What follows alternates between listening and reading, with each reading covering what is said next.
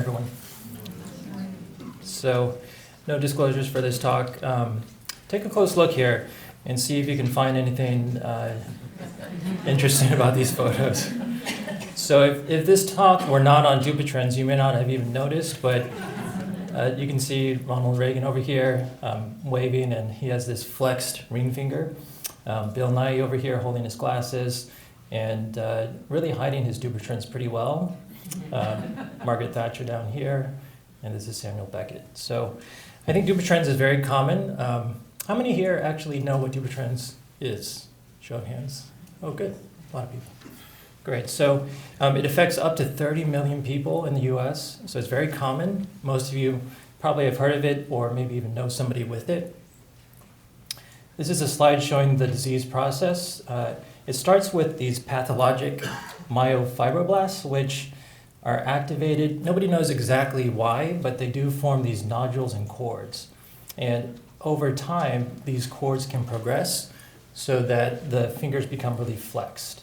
And once they're flexed, they're kind of stuck. So patients have a lot of problems with extending their hand, opening their hand up, and even some other activities that we'll cover. Here's a quick slide on the basic science, just so you have some background. It's essentially an imbalance between collagen synthesis and collagen degradation. So once this balance is thrown off, the myofibroblasts are activated and produce more fibronectin. Essentially, this forms these cords that we showed you, and there's actually a change in the ratio of the collagen. It increases the type 3 collagen and decreases the type 1. So there's a real change in the collagen production. So some people may know other patients or people with Dupuytren's. You might see it in different forms. It can range really widely from mild to severe. On the left side of the slide, you'll see that patients with mild Dupuytren's can actually just have a nodule, and they can have straight fingers but with a bump in their hand. If it progresses, you can have moderate, or actually the best test for this is once patients are not able to put their hand flat on a table, we start to see them more often. That's actually when we tell them to come in. Severe cases are much more obvious. You can see that on the right side. Fingers are flexed down and they can't open their hand. So, this can cause a large problem, especially with just daily activities. Trying to open your hand to grab something, putting your hand into a glove, shaking hands can become kind of embarrassing. Some people are also concerned about just the way the hand looks. So a lot of different reasons people come in. So one of the major treatment options that has really become popularized is Xiaflex. It's otherwise known as collagenase, and it comes from a bacteria called Clostridium histolyticum. And I'm sorry to show you this picture early in the morning, but this is a gangrenous foot. It actually is a bacteria that's involved in gangrene, and that's where the scientists pulled this bacteria from. So we know it does dissolve tissue, and they isolated this specific protein that breaks down collagen. So the advantages of Xiaflex, as many of you might have heard, is it's a treatment that can be done in the office. It's in the office setting. Patients come in, they see us, we give them an injection, and we wait 24 hours, up to a week actually. Patients then come back and we numb up the finger and we do a joint manipulation, which just means we actually pull on the finger and it ruptures the cord. So they go from a flexed position to almost nearly straight. This is a great example. This is one of Dr. Vitale's patients. You can see on the left side, this ring finger is pretty flexed. It's not just flexed at the MP joint, but also the PIP joint. And after treatment, he or she has complete extension. So this is a great result. This is also a very typical result for Xiaflex. If you look at outcomes in general, the success rate is very high. In many studies, the success is quantified as 5 degrees, or basically almost straight. And we do know certain types of joints are easier to treat. So if you have a contracture of the MP joint versus the PIP joint, we know those do better. We also know that less contracted joints also do better. Here are the major disadvantages. We call these adverse effects, but many of them are actually just side effects. So for example, people do have joint or injection site pain. They also have a lot of severe swelling. You can see on the left here. A lot of patients come in after this injection with a very swollen hand, very bruised, which always causes people to be worried, but it's actually pretty normal. You can also get skin tears. So skin tears happen up to 13%. The reason this happens is if a patient comes in and their hands or their fingers are very flexed, once you pull on that finger, there's not enough skin to cover it. So you can have these skin tears, which happens about 13% of the time, so not uncommon. All right, so let's go back to these treatment options.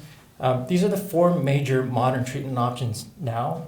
If you were to come to our office or see Dr. Vitale or Dr. Canlon or myself, we would talk about these options. Let's go through each of these, and let's start with the next one, which is needle aponeurotomy. Okay, so this is a much less common technique, but it's interesting because of several reasons. It's minimally invasive, which means actually you only use very small holes to do this. And what we're actually doing is using a needle, and we percutaneously transect or cut these cords. So through the skin, we take a very small needle, and we actually use the cutting edge of the needle to cut these cords. Here's a picture of the technique.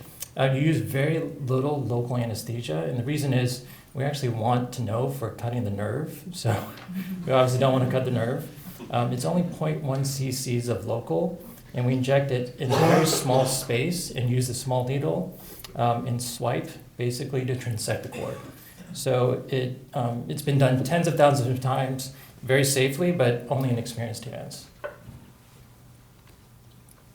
The outcomes are great. Here are some example photos. You can see here that fingers go from flexed to almost completely straight afterwards. There are also disadvantages for this. We talked about the nerve injury. They do actually show that contractures after this type of release recur more rapidly. So even after treatment, a lot of times Dupuytren's comes back. In fact, this is probably the highest rate of recurrence for this treatment. Other risks also include skin tears, and we talked about the digital nerve injury. So moving on to the third option, which is surgery. This is a much more common, and it's also the most traditional and proven way for treatment of this. Sorry, I'm showing you a bunch of gross photos this morning, but this is a pretty common example of a finger during surgery. What you see in the middle here is a cord, and it's this cord that is not actually the tendon. So this is not the tendon that pulls your finger down. It goes all the way down. It's actually wrapped around this nerve, this digital nerve. So you do have to be pretty careful and precise when you're extracting this cord. After removal, you can see that these digital nerves are kept intact. There's 2 per finger, and these photos are courtesy of Dr. Vitale.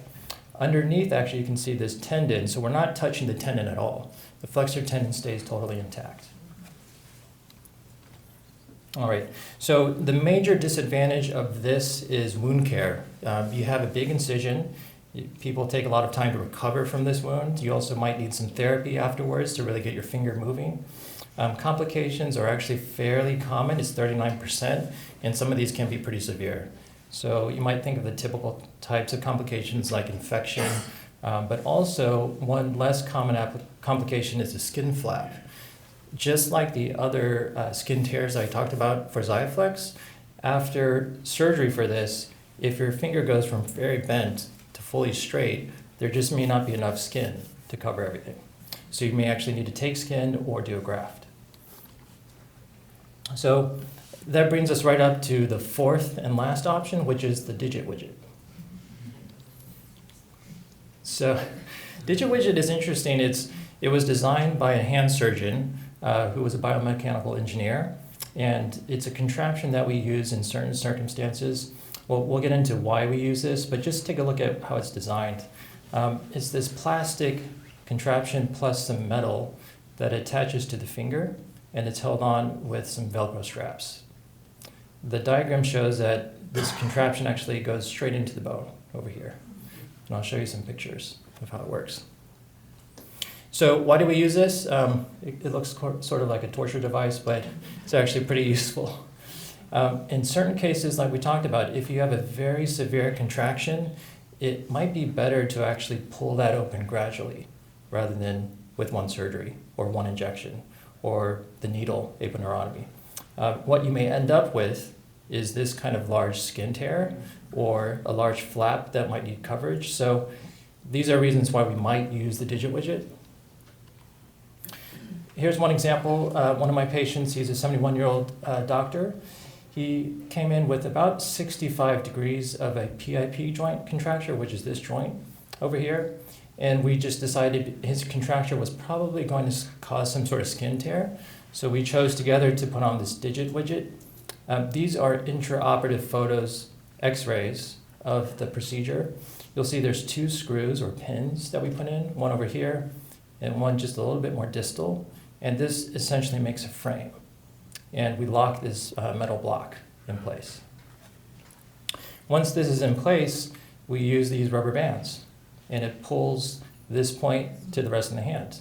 And slowly over time, just like braces, it kind of pulls the finger straight. So it's very effective. It does take time, and people sometimes need this on for 2 or 3 months. This is his outcome after 3 months. It's almost fully straight.